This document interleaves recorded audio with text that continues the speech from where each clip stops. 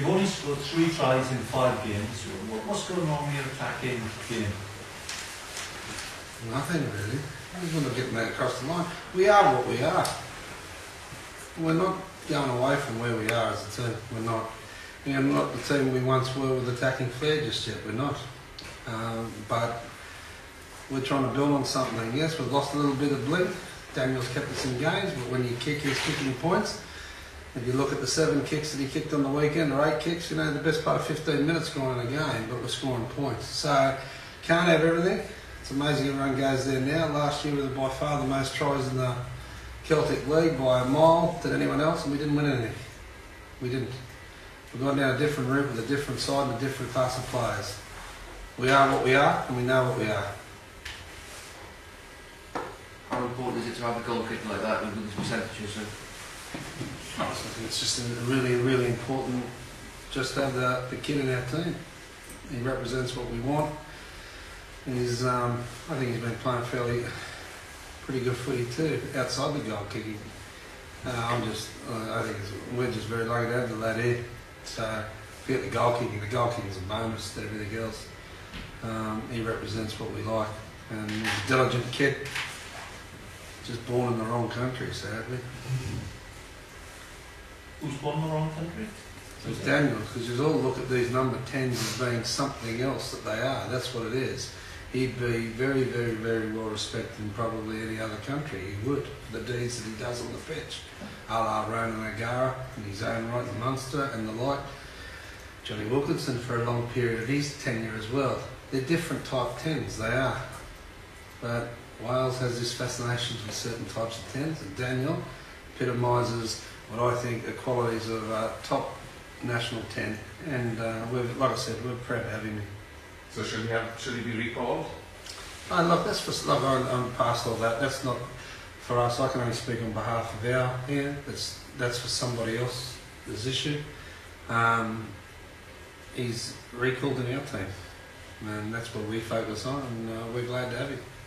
Do you think that number 10 cultures throughout Wales, from coaches to fans to media? Do you think it's epidemic throughout the rugby structure? No, it's this false love affair, because selectors don't pick the same way. You only have to look over your career. We're going back a long time before you have the so-called flary type 10s you're going back in your history. Stephen Jones has come off 100 test caps. Neil Jenkins, I'm not sure how many he was. They don't fit into that category, do they? They don't. But they've stood us in pretty good stead as well, as a nation. They have. So, you've got to go back a long way. And like I keep saying, this country has this massive fascination with one position. And it's the only country in the world that really has this fascination with it. When I don't really understand that you try to be typical for a position. Kids, they all come in different sizes, shapes, and they all have different qualities. They do. They can all play different ways. Doesn't mean there's a perfect way to play it, and it doesn't. And even the one that probably secured his position in the national team, Reece is not what you'd call a flary type of player. He isn't. But he did wonderfully well in the World Cup too. So I think that what you dream about and what you wish for is, we'd all wish for the perfect player. But selectors seem to pick something else. There is still room though, is there, for a flair number 10? You've got Matthew Morgan. Look, there's no doubt. Look, first and foremost, his job, he's the leader, he's the caller, he does that first and foremost. I think even when you have a look at talented kids like Quade Cooper, there's room in the game for him. And if you get a kid that's got both, we've got a genius. That's what we've got. But at the end of the day, he's got to have core skills for that position, and he's got to do that. So yes, there is, and that's what we all strive for, the perfect 10. But Jesus, I mean, we've been in this game a while, and there's imperfection in just about every player, isn't there?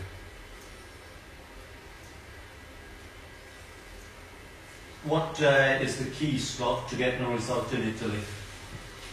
I think we've just got to get our set balls better, and we've got to make sure that we get the quality of ball that we're after. It's going to be a tough old game out there. I think times have changed. It's about time everyone understood that. Times have changed. These Italian sides are not easy. Less that hard day at the office as well, and they're not easy games now, especially at home or away, or whichever way you want to call it. So we're going to get quality ball. We're going to make sure that we keep that scoreboard ticking over. What was the key to winning there early in the season? I mean, how did you just turn around it? It was quite a close game. Well, look, I keep saying. I mean, they won a substantial amount of their games. I think it was 7 or 8 last year in the Celtic League, whatever you want to call it now. In that competition last year, I think they won. They've had some good wins. It wasn't so long ago they did a Welsh region quite substantially just recently. This is a difficult game for anyone who goes there. This pool, the days are gone where you just expected to go there and do that. And last year, you have a look, they did some damage, and so did Aroni as well. They did Brits last year. So I think that these games are difficult. We're just going to make sure that we do our job. We're going to concentrate and make sure we can do our stuff that we do better. Scott, a few years ago, you had 10 points against them. I think it was maybe 2 years ago. With the makeup of Europe, I mean, come January, everybody's looking at the permutations. You need 20, you need 21 to get through what it might be. Do you still target certain games such as that? I mean, that you might need 5 points. I know obviously the win is crucial, but 2 years ago, I had longer hair and less grey. Times have changed. I'll take the 4 and get out of there. That's what I'll take. And then keep doing the job that you're meant to do when you come up against any opposition. I don't think our pool will come down to us playing all each other. That's what it'll come down to, like the other pools. I think all these pools are going to play us. The times have changed. It just is. So we're targeting 4. If we get 5, bonus. We're targeting 4. All 4 Welsh regions won on the same European weekend. This first on the wild, Scott. Do you see that? Is that just a freak, or do you think it's something that shows the regions are going? No, look. I think it's great for Welsh rugby. It is. It's fantastic that we've had a good start to the year, and I think that it's good for the sport in the country. It is. I think that hopefully it continues. It does. But look, I'm passionate about this country. I'm passionate about the people, and I'm passionate about its rugby. And if at the end of the day we keep winning, I think that's a good thing, and it's great for us, it's great for the sport, and let's hope it continues. That's what I'm saying. It's great. Scott, do you feel Ian Evans is going back to his best? 15 tackles last weekend. He's certainly on the way up, there's no doubt about it. Like other players, he's got improvements to make in his team, in his game. But he's certainly moving in the right direction. Not the complete article yet, but certainly moving in the right direction. Your injury list, how's Adam, Justin Tipperick? No, look, man, we're probably a couple of hours off really assessing that, giving guys as much time as we can. Adam should be fine, Tips I'm not sure. We'll wait and see that. They're all improving, they've all done everything. It'll inhibit it and what we can do, but we'll just go out there and see what we've got. Probably close the business, I'll be a bit clearer of that. I'm not sure as it stands at the moment because physios are very, very conservative with giving me the information. Well, were you pleased with the two Samoans? Yeah, a bit like Yante. Look, we all strive, we strive for perfection, we do. We know we're never going to get it. We just spoke about the 10s. You strive for everything and all. But the reality is they bring an edge to us. They do. Once again, they're getting used to us and we're getting used to them, and things are a bit rusty in certain areas, but they certainly compete. And I like kids who go out on the pitch and really compete, and they tick a few boxes there. And so I like that, and I like their attitude, like their personalities, what they bring. You guys don't see that. You only see the rugby. You don't see the personality side of it, which we do on a daily basis. And they've added something to us, and that's why we bought them too. We're going down a certain path in our recruitment, and they ticked a few boxes, so we're delighted to have them. Not finished the perfect article just yet. Well, what are your ambitions, Scott, in Europe this season? It's no different to anything. It's to compete. That's all I can do. I can put a side out that competes all the time. You compete in everything, you win more than you lose. That's it. At the end of the day, we want to get through our pool. We do. But that's the end. I've got to start focusing on how we get there And how we get there is we've got to compete in every game. I think in all competitions so far we've shown great resolve. We've shown plenty of tenacity, plenty of spirit, and for a rugby coach, for any person involved in sport, that's hard not to like. That's the way it is. And we're starting to get, adjusted to new players coming back, which is a difficult time for us, always has been, but it's a difficult period here. But those boys have come back and been exemplary, they have, and it was the reason why we went very hard to keep a few of them, the captain included, Ryan and the like. They epitomised the things that we wanted. They've brought back an edge to us as well, and a professionalism. So, it's never going to be smooth riding with sides like us that lose people to come back in the transient state. It's never going to be easy.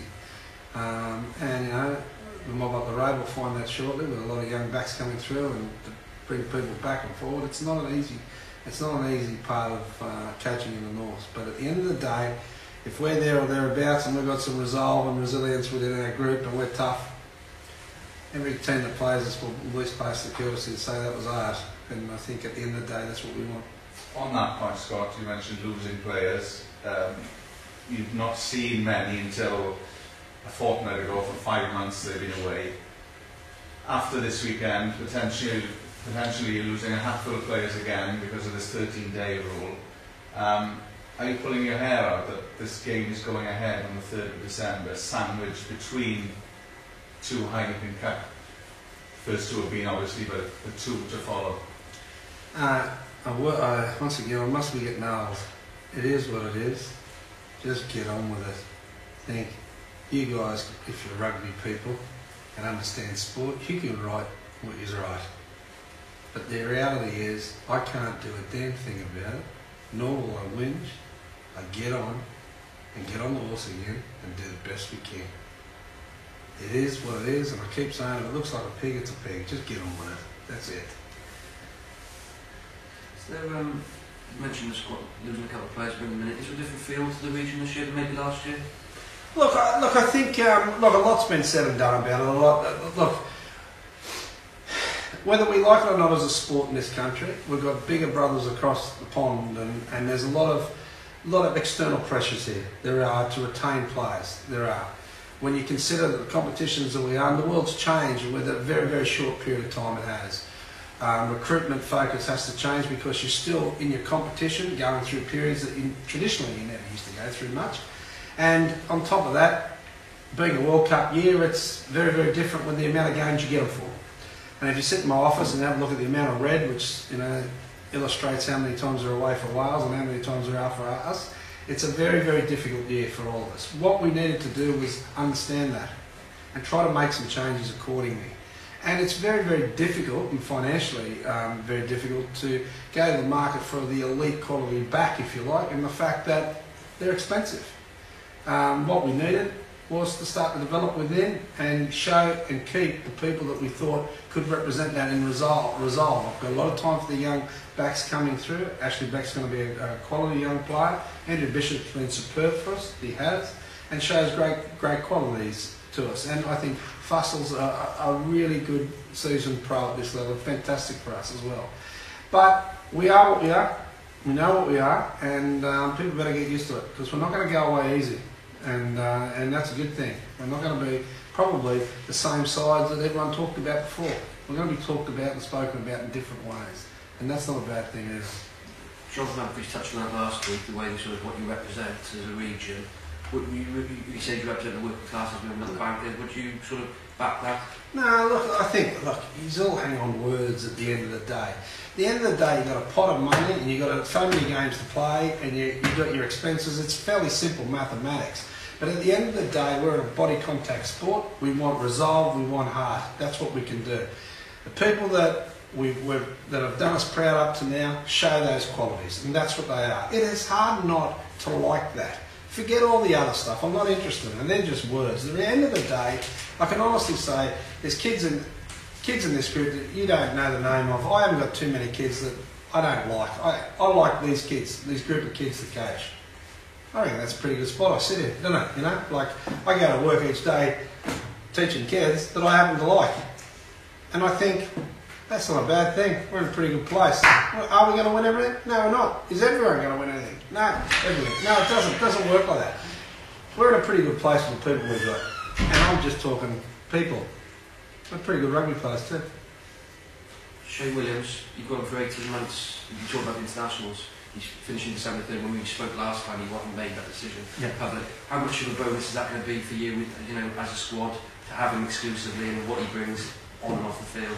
Look, I've been very, very fortunate here. I saw probably the second dawning of Shane, and saw where he started really, and where he's become, what he's become. And in this position, some of the things you do, you feel very privileged to have sat and watched that. And I can't speak more highly of the lad, can I? I mean, really, in a game where big is better, stronger is better, he sort of sets out on his own, doesn't he? And he's an oddity, and he gave everyone hope. He did. That he's an amazing talent, and he's a boost because he's Shane. I mean, he makes coaches look great, doesn't he? That's the reality. And what do we do, really? Just put him out on the pitch. So, but he's one of those players that just make coaches look great, and I'm privileged to say that I've coached him. Is it important, Scott, that you bring him and Tommy into the game a bit more?